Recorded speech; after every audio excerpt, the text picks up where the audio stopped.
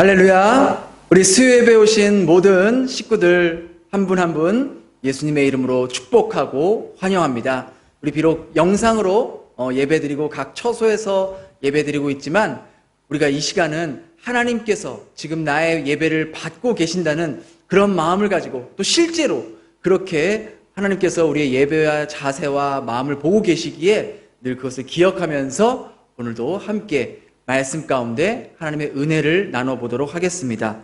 오늘 우리 함께 나눠볼 말씀은요, 디모데전서 1장 12절에서 20절까지입니다. 디모데전서 1장 12절에서 20절 우리 한 절씩 같이 함께 읽어보도록 하겠습니다. 시작. 나를 능하게 하신 그리스도 예수 우리 주께 내가 감사함은 나를 충성되이 여겨 내게 직분을 맡기심이니 내가 전에는 비방자요 박해자요 폭행자였으나 도리어 긍휼을 입은 것은 내가 믿지 아니할 때에 알지 못하고 행하였음이라. 우리 주의 은혜가 그리스도 예수 안에 있는 믿음과 사랑과 함께 넘치도록 풍성하였도다. 미쁘다 모든 사람이 받을 만한 이 말이여 그리스도 예수께서 죄인을 구하시려고 세상에 임하셨도다 하였도다. 죄인 중에 내가 괴슌니라.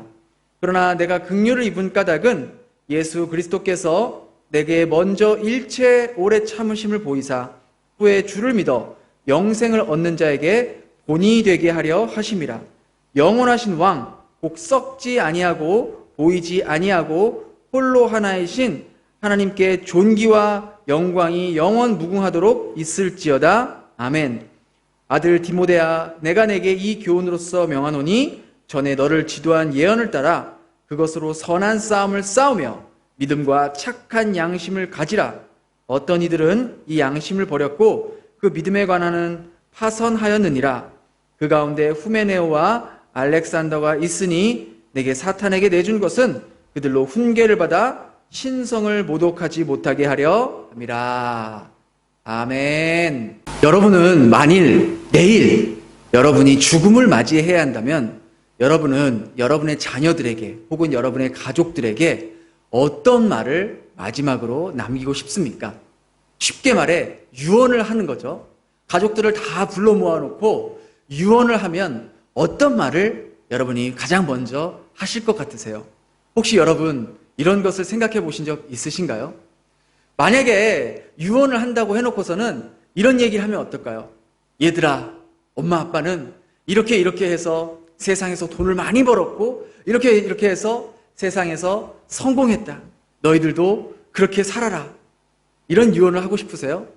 아니면 엄마 아빠가 서울 어디에서 정말 거기 서울 강남 어디에 가면은 냉면을 정말 맛있게 하는 집이 있다. 너희들 죽기 전에 꼭 그 집에 가서 냉면을 꼭 먹어봐라. 엄마 아빠가 단골이니까 그것을 꼭 가봐라. 이런 말 하시겠어요? 아니면 엄마가 어떤 미용실을 아는데 그 미용실이 정말 머리를 너무 잘하고 서비스도 너무 좋고 가격도 너무 착해. 꼭 가보렴. 이런 말을 유언으로 하는 사람이 있겠습니까? 아마 아무도 없을 겁니다. 만일 유언이라고 한다면 정말 내 자녀들에게, 내 가족들에게 꼭 필요한 말들, 자신이 인생을 살면서 경험하고 느꼈던 가장 중요한 것을 마지막 유언으로 남기지 않겠습니까? 바로 이 디모데 전서, 그리고 또 디모데 후서는 바로 바울이 죽기 직전에 영적인 아들인 디모데에게 썼던 유언과도 같은 편지입니다. 바울이 일생을 돌아보면서 자신이 경험했던 것과 하나님 안에서 받은 은혜, 그리고 사탄의 공격, 영적인 전쟁 등 그의 평생에 걸쳐서 붙잡고 살아온 믿음과 또 하나님에 관해서 아주 엑기스와 같은 그러한 말들, 그러한 교훈들을 모아놓은 것이 바로 이 디모데 전서라는 것이죠. 여러분, 바울이 어떤 사람입니까? 한 시대에 정말 하나님께 놀랍게 쓰임받은 그러한 사람이지 않습니까? 정말 예수 그리스도를 제외하고 그리스도인들에게 가장 많은 영향력을 준 사람이 바울이라고 해도 과언이 아니라는 것이죠. 그런 바울의 인생의 마지막 유언이라는 것은 복음 중에 복음. 바울이 여러 서신서들을 많이 썼지 않습니까? 그럼에도 불구하고 이 디모데 전서에 담겨져 있는 그 말씀들, 또 엑기스는 정말 너무나도 귀하고 귀한, 정말 그 엑기스 중에 엑기스라고 말할 수 있다라는 것이죠.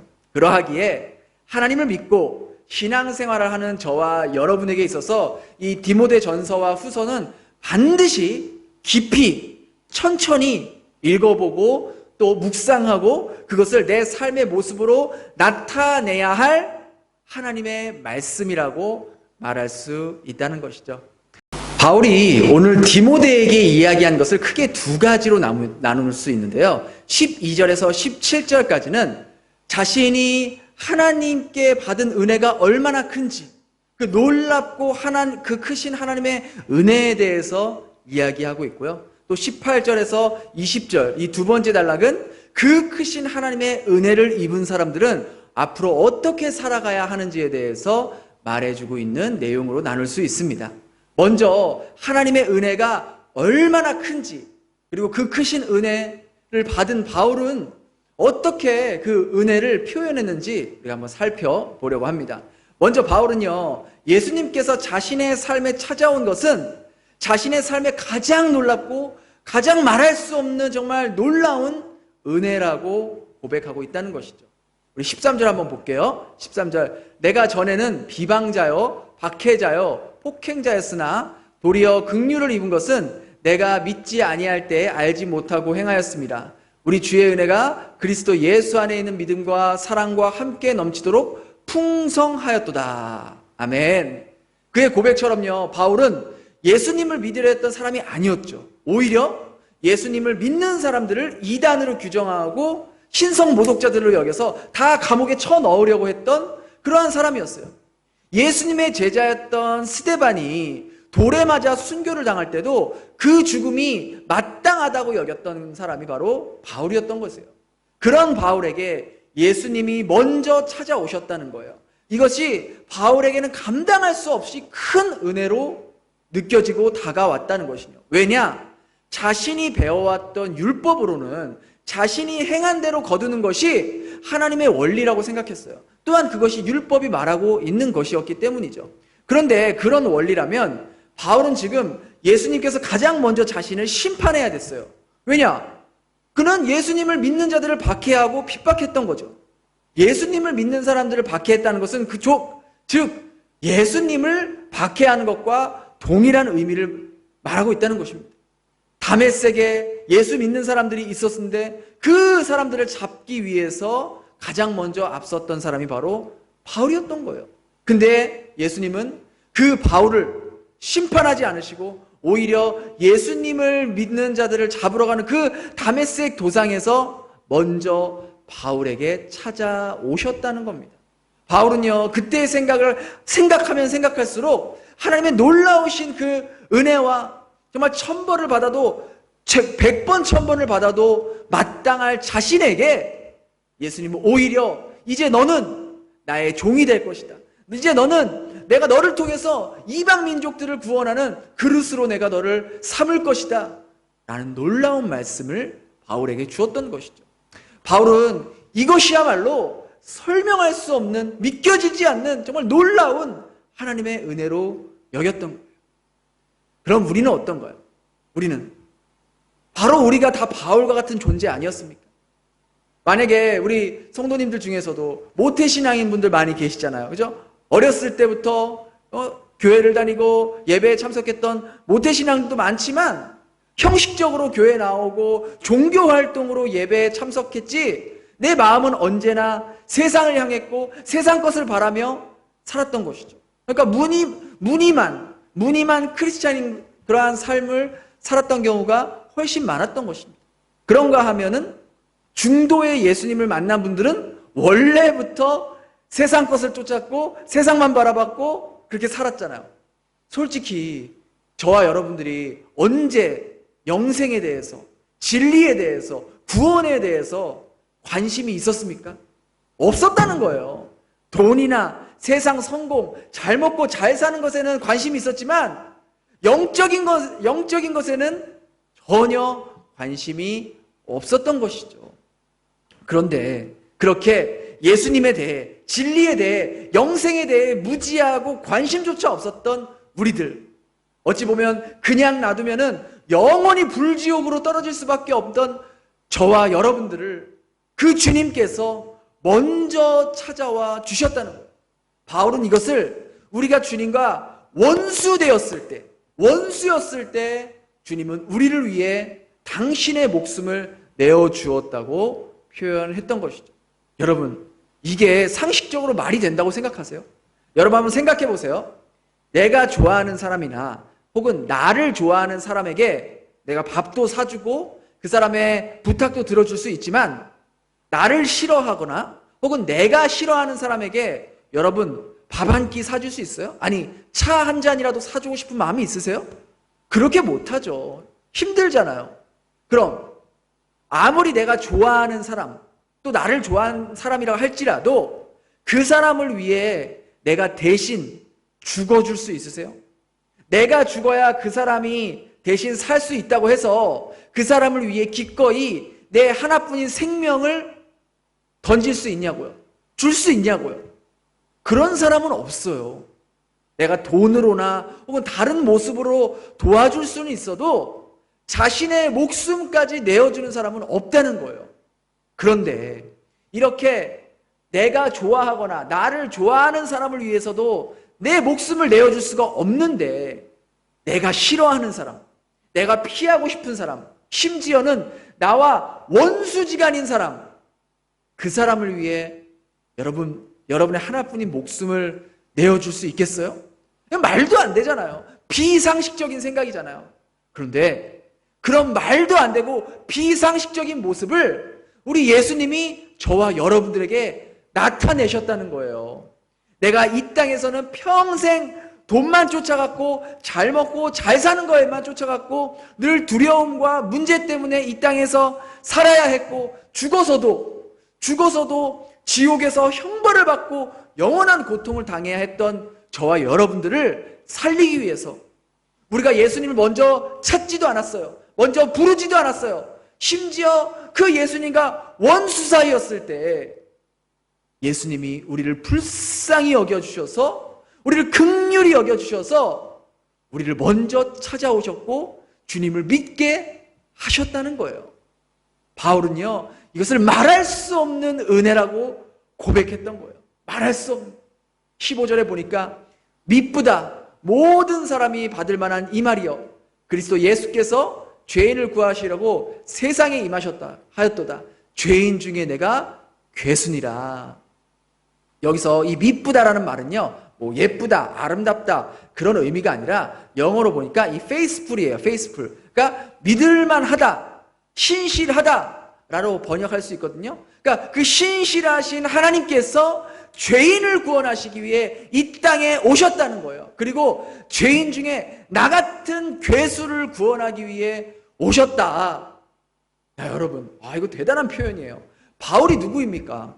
예수님을 만난 후에 복음을 증거하기 위해서 평생을 자신의 목숨을 조금도 귀하게 여기지 않았던 사람이 바로 바울이에요. 그런 바울이 자기 자신을 평가할 때 뭐라고 했어요? 자기는 죄인 중에 뭐라고요? 죄인 중에 괴수래요. 이것을 세번역 성경을 보니까 죄인 중에 우두머리, 그러니까 죄인의 머리라는 거예요. 바울이 죄인 중에 괴수면 도대체 우리는 뭐가 되겠냐고요. 아니, 이 바울 형님이 좀 우리가 설 자리라도 좀 남겨줬어야지. 바울 형님이 자기가 죄인 중에 괴수라고 그렇게 얘기하면 우리는 뭐예요, 뭐. 진짜. 너무 자기 자신을 낮추는 이 바울 형님의 고백. 근데 저는 이게 결코 과장된 고백이라고 생각하지 않아요. 남들이 바울을 봤을 때는 정말 예수님의 제자 중에 제자이고 성자 중에 성자이죠. 그러나 바울은 알았어요. 내가 하나님과 가까워지면 가까워질수록 내가 얼마나 더럽고 추악한 죄인인지를 발견하게 되었던 것이죠. 마치 이 새하얀, 정말 이 새하얀 도화지 위에, 마치 제 옷이 하얗지 않습니까? 여기에 작은 예를 들어서 먼지가 묻는다든지 볼펜 자국이 묻는다든지 짜장면 국물이 묻는다든지 살짝만 묻어도 어떻게 돼요? 잘 보이잖아요. 잘 발견되잖아요. 그런 것처럼 이렇게 새하얀 도화지 위에 작은 점도 발견되듯이 그 거룩하고 깨끗하신, 정말 깨끗한 그 하나님 앞에, 그 하나님과 깊은 관계를 맺으면 맺을수록 내 안에 깊숙하게 숨겨져 있는 그 죄들이 보인다는 거예요.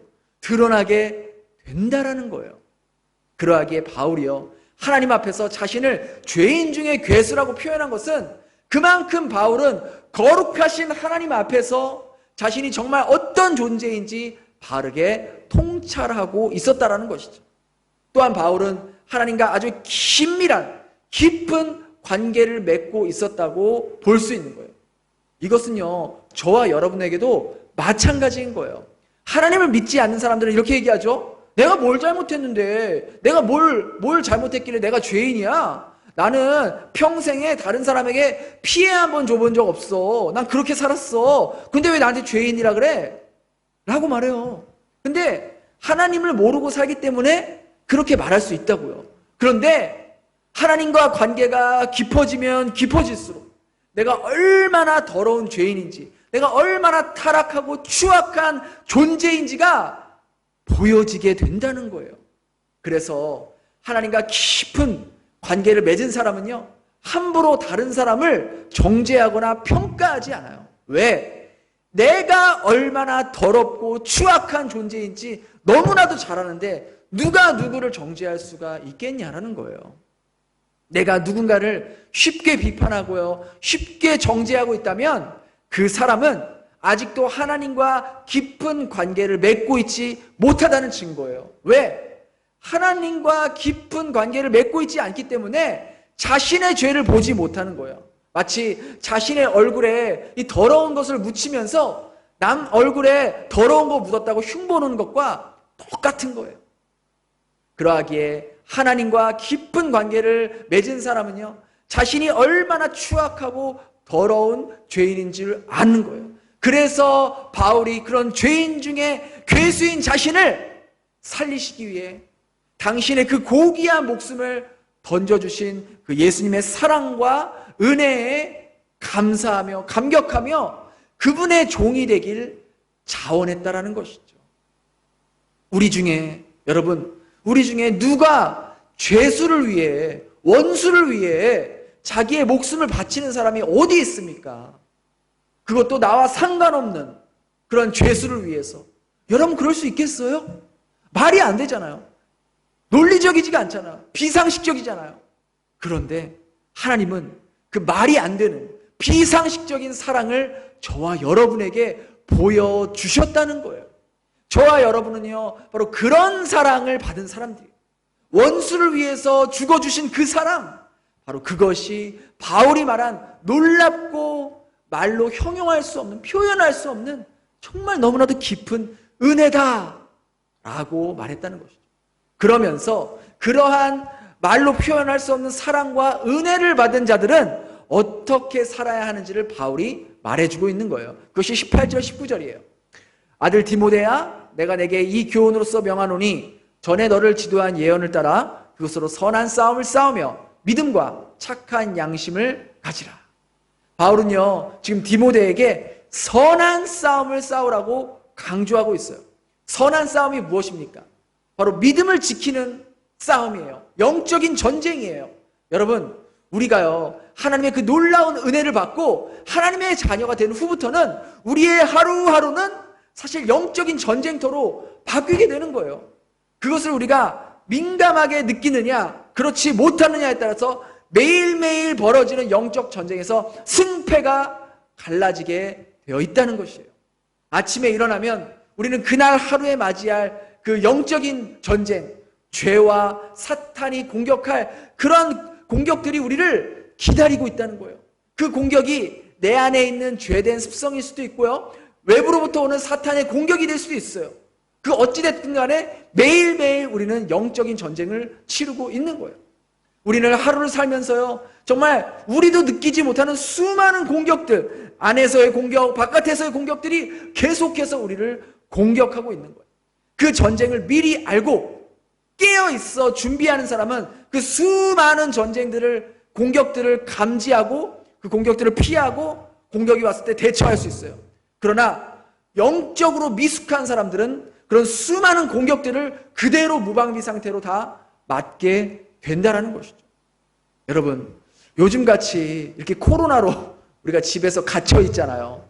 그러면 가족들하고 계속 24시간 붙어 있어야 할 때 얼마나 많은 경우 우리는 쉽게 우리의 감정대로, 우리의 기분대로 내 가족을, 내 자녀들을 대할 때가 얼마나 많습니까? 이 어린아이들의 칭얼댐, 정말 저희 아이들은요, 아침에 일어나자마자 저한테 와서 아빠 놀아줘, 아빠 놀아줘, 아빠 심심해, 아빠 심심해. 이런 어린아이들의 칭얼댐, 또 때로는 배우자가 기분 나쁘게 툭 한마디 던지고 간 그 말 한마디 때문에 우리의 마음과 감정이 폭발해 버릴 때가 얼마나 많은지 몰라요. 저도 그래요. 저도 집에 이렇게 새 아이와 함께 지내면서 또 설교 준비를 하면 정말 제가요, 약간 오바해서 말하면은요, 1분에 한 번씩 애들이 바꿔가면서 제가 설교하는 곳으로 와서 저한테 들어와요. 그러면은 와, 정말 준비하다가도 뭐 좀 이렇게 준비하다가도 또 흐름이 끄고 또 집중하려면 아빠 하고 또 문 열고 들어오고 아빠 뭘 집중해서 정말 할 수가 없어요. 정말 그런 모습이 계속되면요, 저도 사람이잖아요. 때로는 짜증도 나고 예민해지거든요. 특히 이 설교 준비를 할 때는 제 모든 신경과 그러한 것들이 다 집중되잖아요. 예민해지거든요, 굉장히. 그런데 계속해서 아이들이 들어와서 놀아달라고 또 칭얼대고 막 그러면은 저도 마음이 힘들어져요. 지치고 정말 힘들다고요. 그래서 늘 기도하거든요. 하나님, 제가 아이들을 대할 때 정말 부드럽게 또 지혜롭게 대할 수 있도록 도와주세요. 이렇게 설교 준비하면서 혹시나 제가 예민해서 아이들에게 상처 주는 말이 될까봐, 혹은 아이들에게 날카롭게 행동하는 아빠가 되지 않게 해달라고 기도한다고요. 이렇게 기도를 해도 어때요? 짜증 낼 때가 있다는 거예요. 짜증도 내고 예민하게 굴 때가 있는데 기도를 하지 않으면 어떻게 될까요? 더 쉽게 내 감정대로, 내 기분대로 행동하는 제 모습을 발견하게 된다는 거예요. 여러분, 믿음의 싸움이라고 해서 우리가 뭐 굉장한 선택을 하고 막 어떤 위대한 싸움이라고 생각할 수 있지만 그런 게 아니에요. 우리의 일상에서 살아가는 모습 가운데 싸움을 해 나가는 거예요. 매일매일 반복되는 똑같은 일상 속에서 이 싸움을 하는 거예요. 마음을 지키는 싸움을 하는 거예요. 우리가 비록 하나님의 은혜와 사랑으로 구원을 받았지만 여전히 우리 안에는 죄의 근성이 남아있고 사탄은 끊임없이 우리와의 관계를 깨뜨리기 위해서 공격하고 세상이 주는 안락함과 편안함과 또 그러한 세상 것을 따라가라고 유혹하고 있다는 거예요. 사탄의 공격이라고 하니까, 또 유혹이라고 하니까 우리는 마치 되게 어떻게 생각하냐면 뭐 무슨 사탄이 막 검은 옷 입고 막 이렇게 뿔 달리고 삼지창 딱 들고서 나타나는 그런 사탄을 생각하는데 그건 정말 유치한 생각이에요. 사탄은요, 절대로 그런 모습으로 여러분을 공격하지 않습니다. 사탄이 여러분에게 유혹하고 공격하는 모습은 결코 여러분이 죄라고 생각하지 않는 모습으로 여러분에게 접근한다는 거예요. 성경에서는요, 사탄이 광명한 천사의 모습으로 여러분 앞에 나타난다고 말하고 있다니까요. 광명한 천사의 모습으로, 천사의 모습을 가장해서 여러분에게 합리적으로, 계산적으로 여러분의 마음이 납득되는 모습으로 설득하려고 한다니까요. 매일 아침에 영적인 전쟁을 준비하기 위해서 우리가 가장 먼저 해야 할 게 무엇이겠습니까? 바로 말씀 묵상과 기도 아니겠습니까? 이것은 우리가 하루를 살아가는데 사탄의 공격을 감지하고 또 유혹을 물리치기 위해서 우리의 무기를 준비하는 것과 똑같아요. 그 무기가 잘 준비가 돼야 공격이 들어왔을 때 우리가 그 공격을 잘 대처하고 피할 수 있는 거죠. 그런데 사탄은요, 그 작업을 하지 못하도록 우리를 분주하게 만들고 게으르게 만든다니까요. 아침에 말씀 묵상을 할 수 없게 만들어요. 아침에 게으르게 만든단 말이에요. 아침에 일찍 일어나서 하나님과 깊은 관계를 먼저 교제의 시간을 가지고 나서야 하루를 시작해야 되는데, 사탄은 그것을 어떻게 해서든지 막기 위해서 사탄은요, 심지어 그 전날부터 우리를 공격한다니까요. 여러분이 생각하지 못하는 방법으로 그 전날 밤 늦게까지 스포츠 TV를 보게 한다거나, 드라마나 영화가 너무 재미있어서 밤새도록 새벽까지 그 영화나 유튜브를 보게 한다든가, 혹은 두려움 때문에 걱정으로 밤을 지새게 만드는 거예요. 그럼 여러분 어때서요? 그렇게 하면 그 다음날 아침에 멀쩡한 정신으로, 맑은 정신으로 일어나서 하나님의 말씀을 읽고 기도할 수 있겠어요? 불가능하다는 것이죠. 근데 이게 사탄의 공격 방법이라는 거예요. 죄라고도 느끼지 못할 정도로 그렇게 접근하는 거예요. 근데 이것이 사탄의 공격이라고, 유혹이라고 깨닫지 못하는 사람들이 수두룩하다는 거예요. 사탄은 여러분 그렇게 만만한 존재가 아니에요. 영적인 존재입니다. 우리가 하나님을 만나기 전에는 다 사탄의 그 종이었어요. 사탄의 종 노릇하고 있었다니까요. 그 사탄이 시키는 대로 다 했었다니까요. 그것을 잊으면 사탄의 공격에 영락없이 우리가 당하게 되어 있다는 거예요. 이 선한 싸움은요, 우리의 모든 영역에서 벌어지고 있는 전쟁터예요. 돈을 사용할 때도 이 선한 싸움을 하게 되는 거예요. 하나님이 주신 물질을 어떻게 사용할 것인가? 나의 만족과 나의 유익만을 위해서 사용할 것인가? 아니면 다른 사람을 살리기 위해서 흘려보낼까? 하나님의 관리자의 모습으로 살아갈 것인가? 시간을 사용할 때도 마찬가지죠. 선한 싸움을 하는 거예요. 하나님께서 오늘 우리에게 똑같이 24시간이라는 하루를 주셨어요. 그 시간 속에 우리는 어떻게 시간을 보냈지? 하나님이 기뻐하는 모습으로 하나님과의 깊은 관계를 맺기 위해서 시간을 보냈지? 아니면 코로나 언제 끝날지도 모르는데 그냥 이거 드라마나 쫙 다운받아가지고 그냥 이거나 보면서 하루하루 버티면서 때우자. 그러면서 드라마 보고 영화 보고 유튜브 보고 하나님이 주신 그 귀한 시간을 무의미하게 그렇게 흘려 보내고 있는지. 저는요, 우리가 물질을 어떻게 사용했는지도 하나님께서 평가하시겠지만 이 시간, 하나님께서 주어진 이 시간에 대해서 하나님께서 더 엄격한 잣대로 저희들을 평가하실 거라고 생각해요. 왜냐하면 물질은 사람마다 타고난 재능이나 혹은 부모로부터 물려받은 것 때문에 있고 없고에 따라서 편차가 있잖아요. 그런데 시간은 어떻습니까? 시간은 그렇지 않죠. 하나님이 주신 하루 24시간은 부유하든 가난하든 건강하든 건강하지 않든 남자든 여자든 어린아이든 노인이든 모두에게 동일하게 주어졌기 때문이에요. 왜 저 사람은 23시간 주고 저 사람 왜 25시간 주고 저에게는 왜 23시간만 줍니까? 라고 핑계할 수가 없다는 거예요. 그러하기에 하루를 살아갈 때 나의 하루가 영적인 전쟁을 하고 있다는 것을 늘 기억하면서 이 믿음의 싸움을 하며 살아가는 것이 바로 하나님의 그 말할 수 없는 은혜를 받은 사람의 모습이라는 것이죠. 여러분, 전쟁터에서 싸우는 군인들이 반드시 지켜야 할 한 가지 원칙이 있는데 그것은 상관의 명령에 절대 복종하는 거예요. 군인들은 평소에도 상관의 명령에 복종하지만 전쟁 시에는 더더욱 상관의 명령하에 일사천리로 움직여야 한다는 것이죠. 그래야 상대를 이길 수 있는 작전을 구사할 수 있기 때문이에요. 우리도 마찬가지예요. 하나님께서 우리의 군대 장관이에요. 우리는 하나님 나라를 위해 부름받은 주님의 군사라고요. 그런 군사들이 매일매일 맞이하는 이 영적인 전쟁에서 우리의 대장 대신 그 하나님의 말씀에 순종하며 살아갈 때 비로소 그 영적인 전쟁에서 승리를 맛볼 수 있게 된다는 거예요.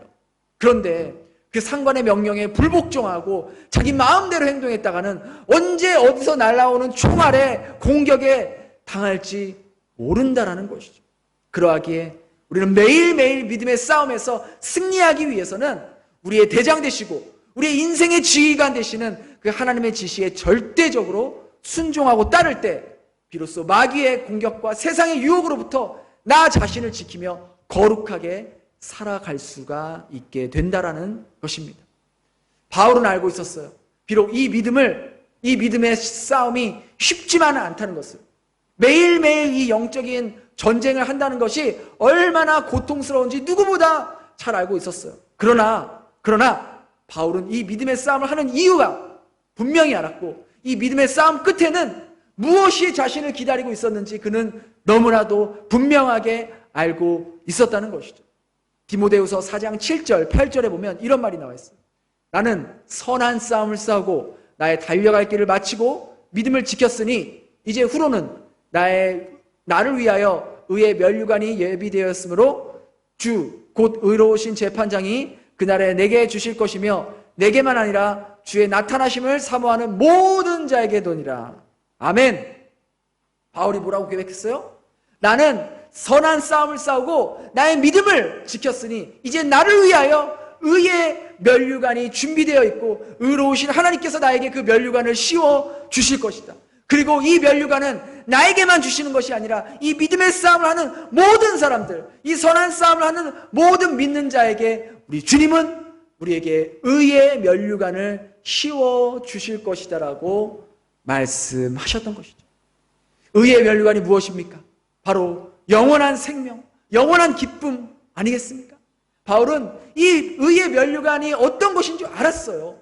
그러하기에 그는 그리스도의 병사로서 때로는 목숨을 위협받기도 하고 때로는 치명상을 얻기도 하고 때로는 고통스러운 시간을 보내야 할 때도 있었고 눈물로 매일매일을 지새야 할 때도 있었지만 이 믿음의 싸움을 포기하지 않았고 바로 이 믿음의 싸움 끝에 얻을 수 있는 의의 면류관이 기다리고 있다는 것을 그는 알았기에 끝까지 이 선한 싸움을 포기하지 않고 달려갔다는 것이죠.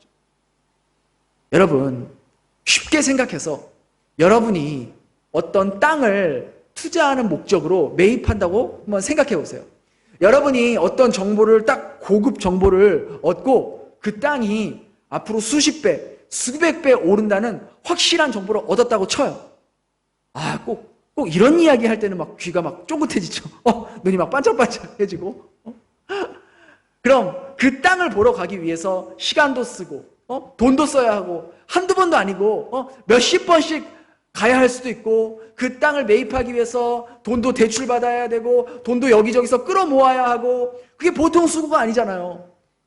그리고 땅값이 뭐 바로 오릅니까? 아니죠. 몇 년을 기다려야 하잖아요. 근데 그런 수고와 힘든 과정을 충분히 보상해주고도 남을 확실한 결과가 보장되어 있다면 여러분은 그것을 수고라고 말할 수 있을까요? 그 과정이, 그 기다림의 과정이 힘들게 느껴질까요? 아니죠. 오히려 자신이 앞으로 받을 보상과 투자 이득에 대한 그 생각만 하면 힘들어도 그 과정을 다 처리하면서 휘파람 불면서 기다릴 수 있다니까요. 그리고 그걸 수고라고 생각하고 고생이라고 생각하는 사람은 아무도 없어요. 내가 앞으로 받을 그 이득, 그 보상을 생각하면 이 정도는 수고도 아니야. 그렇게 생각한다니까요.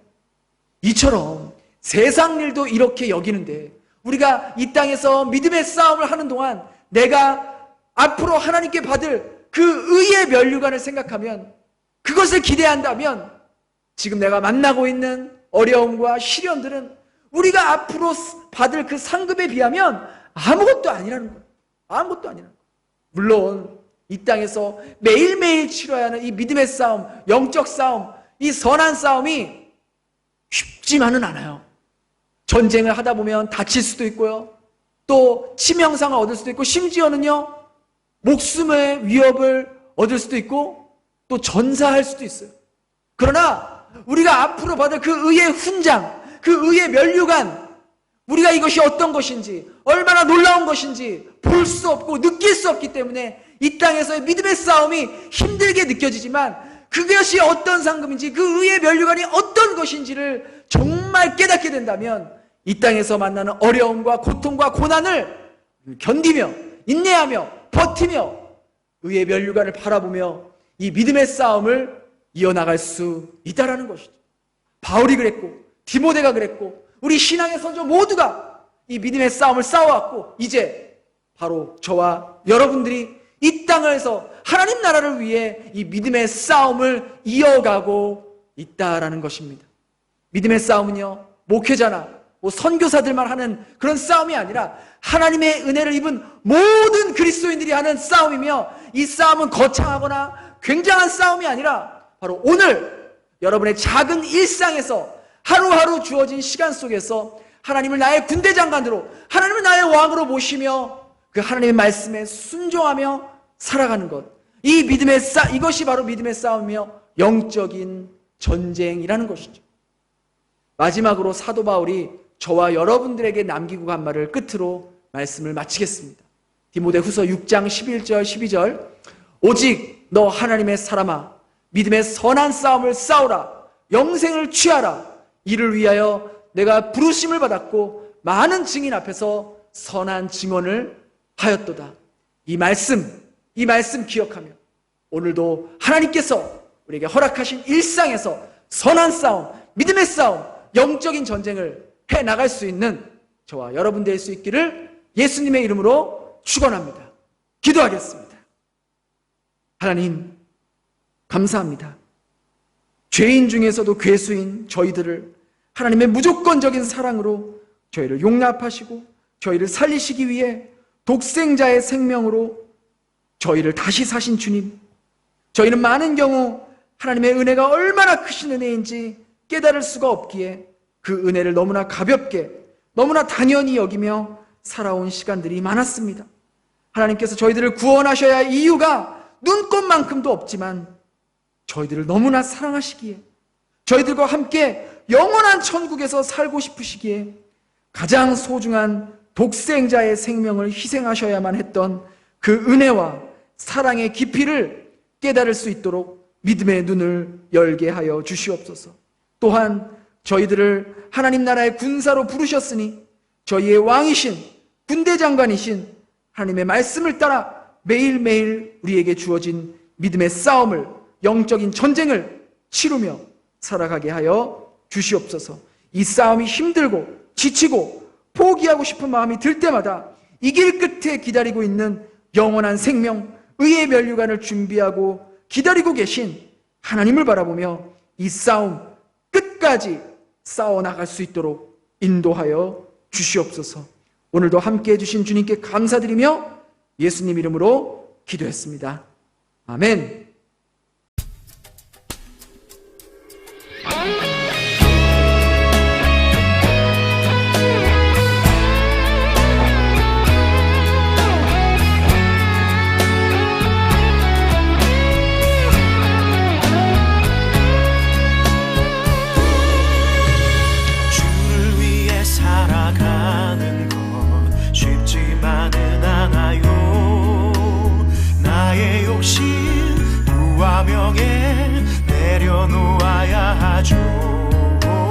하지만 걱정하지 마요. 나를 드리는 순간 아버지의 크신 손이 강하게 붙드시죠. 수많은 믿음의 선배들 주를 위해 살았죠. 죽으면 죽으리라. 아버지의 기쁨의 눈물 보며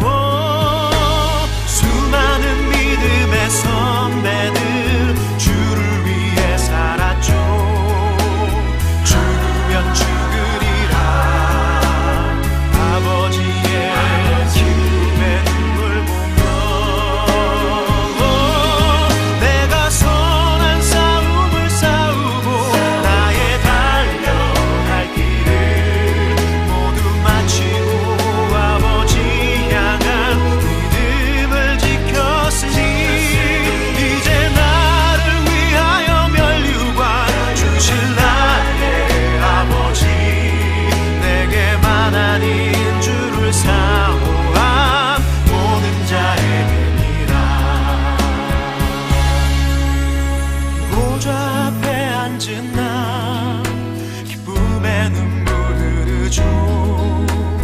내 눈물 닦아주시는 주님, 그 따뜻한 손이 나를 만지죠.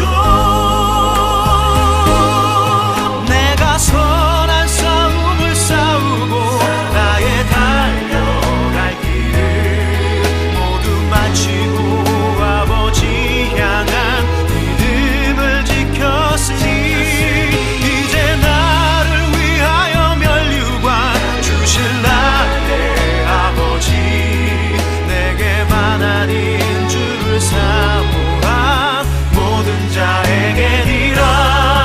내가 선한 싸움을 싸우고 나의 달려갈 길을 모두 마치고 아버지 향한 믿음을 지켰으니 이제 나를 위하여 면류관 주실 나의 아버지, 내게만 아닌 주를 사